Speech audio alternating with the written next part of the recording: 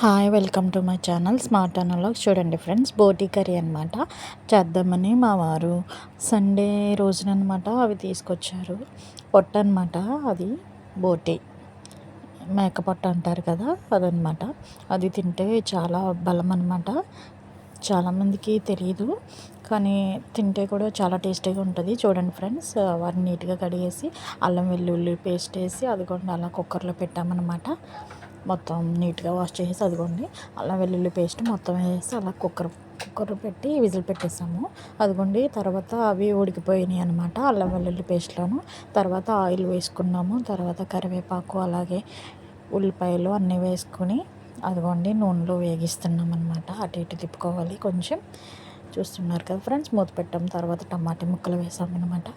అలాగే ఉడకబెట్టి ఉంచుకున్నాం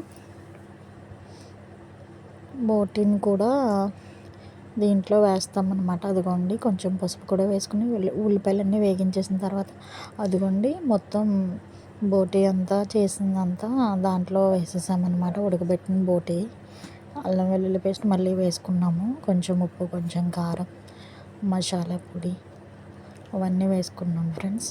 ఎందుకంటే కుక్కర్లో మనం ముందుగానే అన్నీ వేసి పెట్టుకుంటాం కాబట్టి అందుకని అన్నీ వేసేస్తున్నాం అనమాట.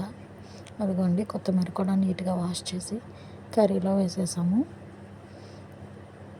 అదిగోండి స్టవ్ ఆన్ చేసాము. అదిగోండి ఫ్రెండ్స్, ఎంత టేస్టీగా బోటీ కర్రీ రెడీ అయిపోయిందనమాట.